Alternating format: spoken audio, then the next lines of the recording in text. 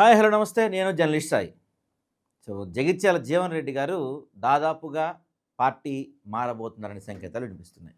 ఇవాళ మంత్రుల కమిటీ శ్రీధర్ బాబు వీళ్ళతోటి భేటీ అయ్యారు. ఆ భేటీలో కూడా పెద్దగా ఆశాజనకంగా అనుకున్నట్టేమీ జరగలేదని తెలుస్తుంది.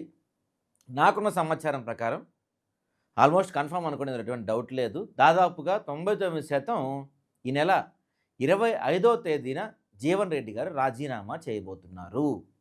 100% ఆయన రాజీనామా చేస్తారు. జగిత్యాలలో ఆల్రెడీ వాళ్ళ ఇంటి ముందు గిక్షలు మొత్తం తీసేసారంట. ఆయన పార్టీ అయితే రిజైన్ చేస్తున్నాడు. మరి తర్వాత ఏంటి ఆప్షన్? బీజేపీ, బీఆర్ఎస్ అంటే బీఆర్ఎస్ వైపే ఆయన మొగ్గు చూపే అవకాశాలు చాలా స్పష్టంగా కనిపిస్తూ ఉన్నాయి. ఎందుకంటే ఇప్పుడు రేవంత్ రెడ్డి గారు ఫిక్స్ అయిపోయారు. సంజయ్ ఉన్నాడు కదా, సంజయ్ సరిపోద్ది, అవసరం లేదు ఇంకా జీవన్ రెడ్డి, ఆయన ఉన్న పార్టీలో వెళ్ళిపోయినా పెద్దగా నష్టం లేదనే ఒక దీనికి వచ్చేసాడు రేవంత్ రెడ్డి. దానికి తగ్గట్టుగానే ఆయన అడిగింది ఏది కూడా పట్టించుకోకపోవటం, గతంలో ఆయన ఎమ్మెల్సీ అడిగినా పెద్దగా పట్టించుకోలేదు. తర్వాత మొన్న రాజ్యసభకు అడిగినా కూడా రేవంత్ రెడ్డి మిత్రుడు వేం నరేందర్ రెడ్డికి ఇచ్చుకున్నాడు. ఆ తర్వాత ఇప్పుడు మొన్న మున్సిపల్ ఎలక్షన్స్ చైర్మన్లో కూడా జీవన్ రెడ్డి అనుకున్న వ్యక్తులకు కాకుండా సంజయ్ అనుకున్న వ్యక్తులకి ఇచ్చారంట. సో ఇవన్నీ కూడా అంటే ఎప్పటి నుంచో రేవంత్ రెడ్డి నిన్నగాక మొన్న వచ్చిండు. ఎప్పటి నుంచో కాంగ్రెస్ పార్టీలో ఉన్నాము, అధికారం ఉన్నప్పుడు ఉన్నాం, అధికారం పోయినప్పుడు ఉన్నాము. నిన్నగాక మొన్న వచ్చిన వాళ్ళకి పార్టీలు ఇంపార్టెన్స్ ఇస్తూ ఎప్పటి నుంచో పార్టీలో ఉన్న మాలాంటి వాళ్ళని రేవంత్ రెడ్డి పూర్తిగా పక్కన పెడుతున్నారనే ఒక బలమైన ఫీలింగ్కి వచ్చేసారు జీవన్ రెడ్డి. సో మనకు అందుతున్న సమాచారం ప్రకారం ఈ మంత్ 25th ఆయన రిజైన్ చేసేస్తారు, బీఆర్ఎస్లోకి వెళ్ళిపోతారని స్పష్టంగా తెలుస్తుంది.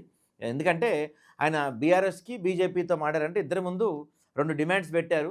ఆ డిమాండ్స్ ఏంటంటే ఆయనకి వాళ్ళ చిన్న కోడలు చరిష్మా రెడ్డి, ఆమెకి జగిత్యాల సీట్ ఇవ్వాలని అడిగినట్టుగా తెలుస్తుంది. దాంతోపాటుగా ఏదన్నా పదవి అడిగారనుకుంటుంది.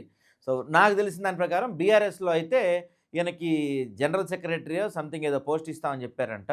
సో జనరల్ సెక్రటరీ పోస్ట్ ఇచ్చేసి వాళ్ళ చిన్న కోడలికి చరిష్మా రెడ్డికి ఖచ్చితంగా సీటు హామీ ఇచ్చారంట. దాంతోపాటుగా నియోజకవర్గాల పునర్విభజన జరిగితే జగిత్యాల ఆల్మోస్ట్ మహిళా కోటా మారే అవకాశం ఉంది. మహిళా కోటా మారినా మారకపోయినా వీళ్ళ కోడలికి ఖచ్చితంగా సీట్ ఇస్తామని చెప్పారు. ఎందుకంటే వాళ్ళ కోడలు అంటే ఆయన ఆల్రెడీ వాళ్ళ నాన్న కూడా రాజకీయాల్లో ఉన్నారు కాబట్టి ఆ రకంగా రెండిటికి హెల్ప్ అయిద్దని బీఆర్ఎస్ ప్లాన్ చేస్తుంది. దాంతోపాటుగా అంటే రేవంత్ రెడ్డి కంటే సోయలేదు కానీ కేసీఆర్ గారి ఆలోచన విధానం ఎలా ఉందంటే జీవన్ రెడ్డి ఓన్లీ ఆ ఒక్క నియోజకవర్గానికి పరిమితమైన వ్యక్తి కాదు, ఇది ఒక జగిత్యాలకి పరిమితమైన వ్యక్తి కాదు. ఈయన దాదాపుగా 119 నియోజకవర్గాల్లో దాదాపు ఒక 70-80 నియోజకవర్గాల్లో ఆయనకి మంచి ఫాలోయింగ్ ఉంది, మంచి గుర్తింపు ఉంది.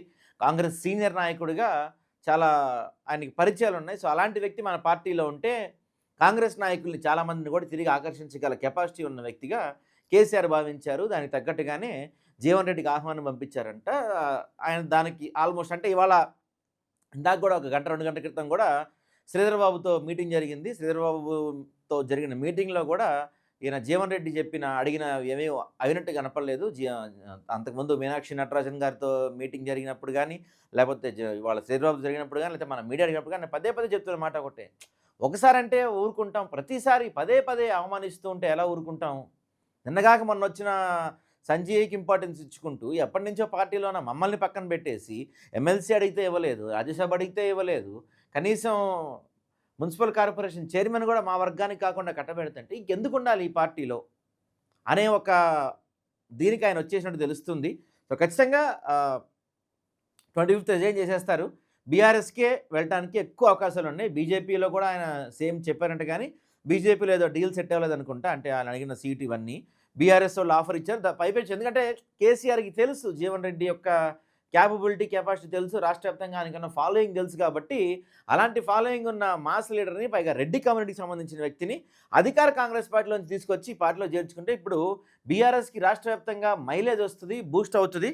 దాంతోపాటుగా ఇలాగే ఎప్పటి నుంచో సీనియర్ అంటే పాత కాంగ్రెస్ నాయకులు ఎవరైతే ఉన్నారో ఇలా అసంతృప్తిగా ఉన్న నాయకులు అందరూ కూడా తిరిగి బీఆర్ఎస్ గుడికి చేర్చుకునేందుకు జీవన్ రెడ్డి ఉపయోగపడతారని కేసీఆర్ మాస్టర్ స్కెచ్ చేసినట్టుగా తెలుస్తుంది. దానికి తగ్గట్టుగానే ఈ నెల ఖచ్చితంగా 25కి ఒక రోజు అటు ఇటు అవ్వచ్చేమో కానీ ఖచ్చితంగా జీవన్ రెడ్డి బీఆర్ఎస్లో జాయిన్ అవ్వబోతున్నారు అనేది విశ్వసనీయ వర్గాల సమాచారం.